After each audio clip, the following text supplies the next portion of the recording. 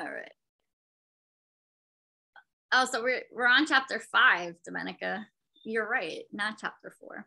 All right. The nervous system. It was only 2 pages. I didn't notice that it was only 2 pages. Yeah. Okay. It will be noticed that the Western scientific theories regarding the breath confine themselves to the effects of the absorption of oxygen and its use through the circulatory system, while the yogi theory also takes into consideration the absorption of prana and its manifestations through the channels of the nervous system.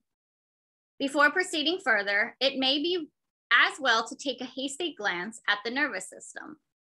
The nervous system of man is divided into 2 systems, viz., which means like that is, the cerebral spinal system and the sympathetic system.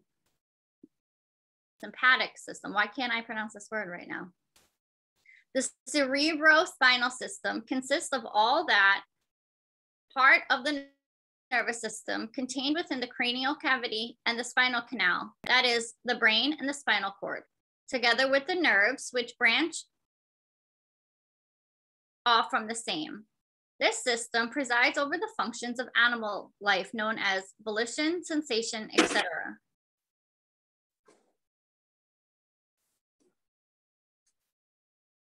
This word. The sympathetic system includes all that part of the nervous system located principally in the thoracic, abdominal, and pelvic cavities, and which is distributed to the internal organs. It has control over the involuntary processes such as growth, nutrition, etc. The cerebrospinal system attends to all the seeing, hearing, tasting, smelling, feeling, etc. It sets things in motion. It is used by the ego to think, to manifest consciousness. It is the instrument with which the ego communicates with the outside world. This system may be likened to a telephone system, with the brain as the central office and the spinal column and nerves as cable and wires, respectively. The brain is a great mass of nerve tissue and consists of 3 parts. That is the cerebrum or brain proper, which occupies the upper, front, middle, and back portion of the skull. The cerebellum or little brain, which fills the lower and back portion of the skull, and the medulla oblongata, which is the broadened commencement of the spinal cord, lying before and in front of the cerebellum. The cerebrum is the organ of that part of the mind which manifests itself in intellectual action. The cerebellum regulates the movements of the voluntary muscles.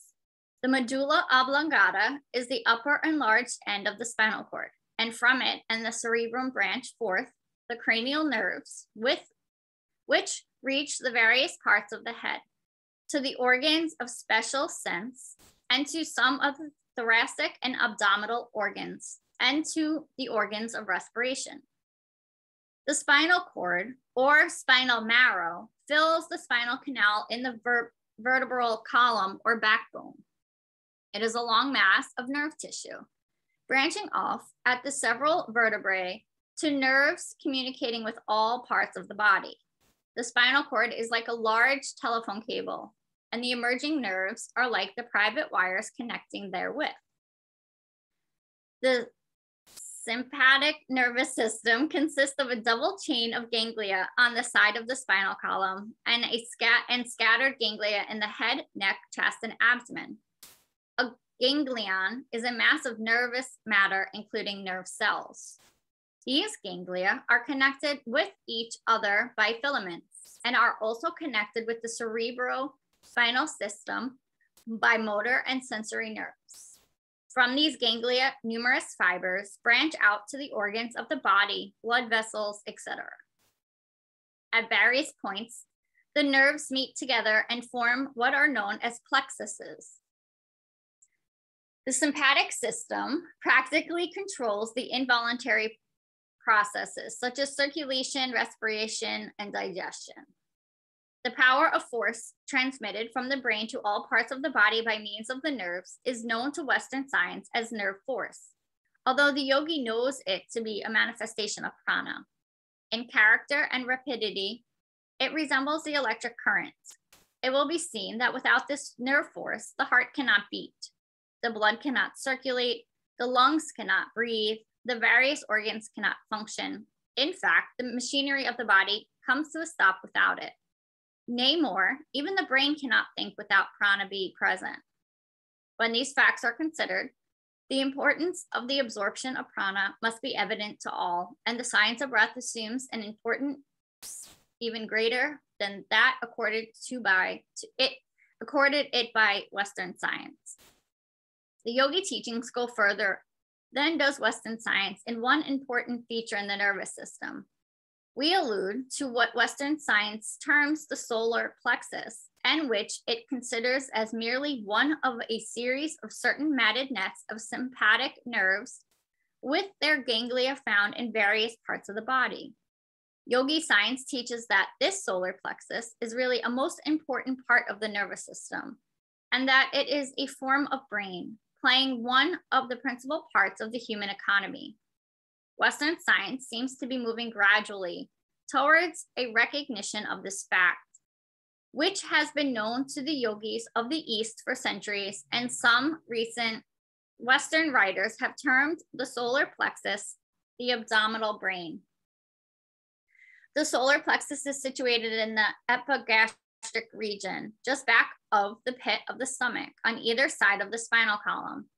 It is composed of white and gray brain matter, similar to that composing the other brains of man. It has control of the main internal organs of man and plays a much more important part than is generally recognized. We will not go into the yogi theory regarding the solar plexus, further than to say that they know it is a great central storehouse of prana. Men have been known to be instantly killed by a severe blow over the solar plexus, and prize fighters recognize its vulnerability and frequently temporarily paralyze their opponents by a blow over this region. The name solar is well bestowed on this brain, as it radiates strength and energy to all parts of the body, even the upper brains, depending largely upon it as a storehouse of prana. Sooner or later, Western science will fully recognize the real function of the solar plexus and will accord it to a far more important place than it now occupies in their textbooks and teachings. All right, so now we're on chapter 6.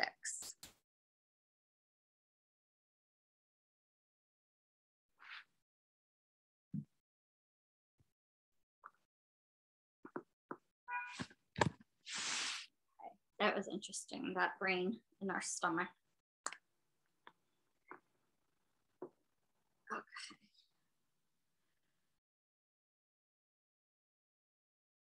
There's some breath work. We'll sit, meditate.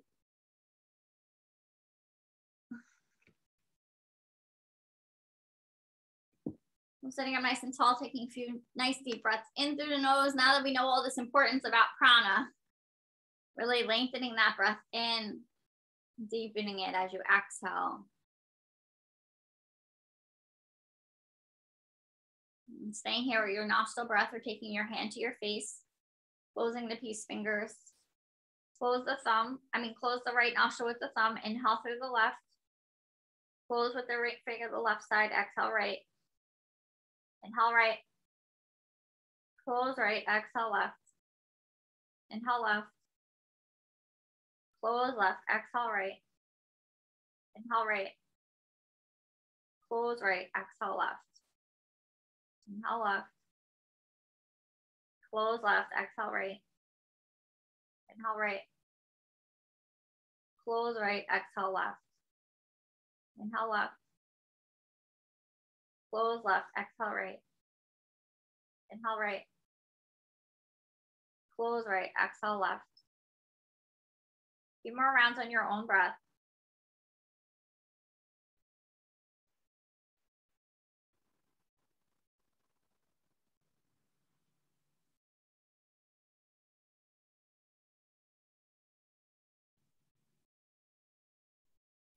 When you feel ready, you'll exhale out the left side. There's no rush. Continue on with that or drop into your meditation. I'm going to take 3 to 5 rounds of bumblebee breath. So if you want to join me, you'll close your ears with your thumbs, peace fingers over the eyes. Inhale and exhale with the lips sealed, creating a vibration at the back of the throat as you exhale. You'll just go on a rolling basis. You don't have to stay with me. So you'll exhale as long as you can and then take a new breath in.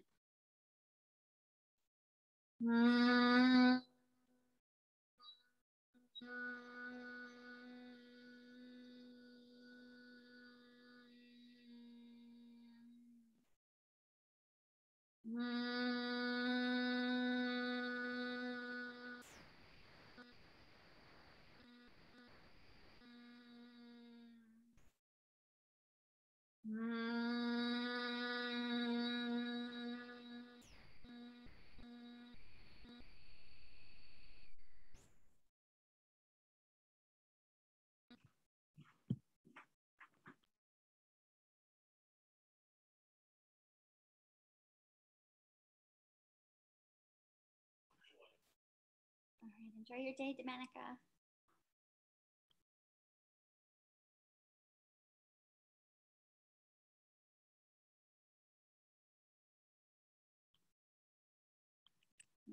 When you're ready, you'll settle into your meditation. You're gonna set the timer. Sam, I'm putting the chat. I put the link in the chat again for you, Sam.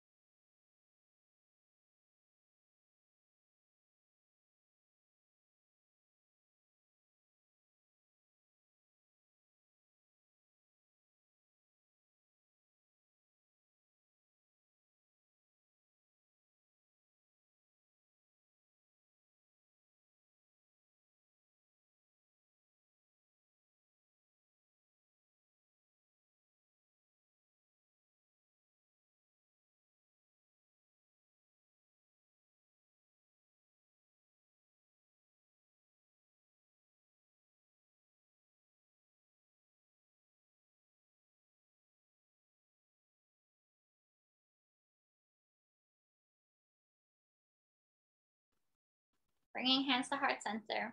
Namaste.